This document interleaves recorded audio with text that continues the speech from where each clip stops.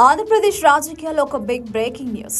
న్యాయ వ్యవస్థకు సంబంధించి ఒక కీలక పరిణామం చోటు చేసుకుంది. ఏపీ లిక్కర్ స్కామ్ కేసులో రిమాండ్ ఖైదీగా ఉన్న వైఎస్ఆర్సీపీ ఎంపీ మిథున్ రెడ్డికి ఊరట లభించింది. దాదాపు 71 రోజుల పాటు సుదీర్ఘ జైలు జీవితం తర్వాత ఆయనకు ఏసీబీ కోర్టు బెయిల్ మంజూరు చేసింది. అయితే ఈ బెయిల్ ను కోర్టు కొన్ని కీలక షరతులతో కూడిన బెయిల్ గా మంజూరు చేసింది. ఈ కేసులో A4 గా ఉన్న మిథున్ రెడ్డి బెయిల్ లభించడానికి గల కారణాలేంటి, కోర్టు విధించిన షరతులేంటి, ఆయన ఎప్పుడు జైలు నుంచి విడుదల కాబోతున్నారో వివరంగా విశ్లేషిద్దాం.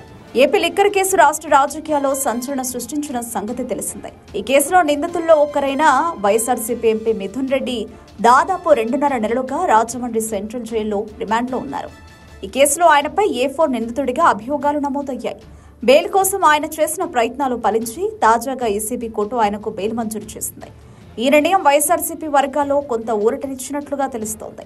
ఏసీబీ కోర్టు ఎంపీ మిథున్ రెడ్డికి సాధారణ బెయిల్ కాకుండా షరతులతో కూడిన బెయిల్ ను మంజూరు చేసింది. ఈ షరతులు చాలా కఠినంగా, తప్పనిసరిగా పాటించాల్సినవిగా ఉన్నాయి.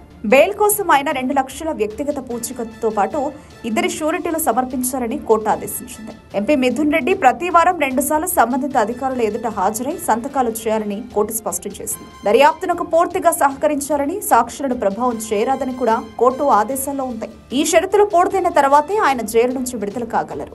సుమారు 71 రోజుల సుదీర్ఘ రిమాండ్ అనంతరం ఏసీబీ కోర్టు బెయిల్ మంజూరు చేయడంతో ఎంపీ మిథున్ రెడ్డి రేపు రాజమండ్రి జైలు నుంచి విడుదలయ్యే అవకాశం ఉందని తెలుస్తోంది. లిక్కర్ కేసు దర్యాప్తు కొనసాగుతున్న నేపథ్యంలో ఆయన బయటకు రావడం ఈ కేసులో ఎలాంటి మలుపులు తిప్పుతుంది, వైఎస్ఆర్సీపీ నాయకత్వం దీనిపై ఎలా స్పందిస్తుంది అనేది ఆసక్తికరంగా మారింది.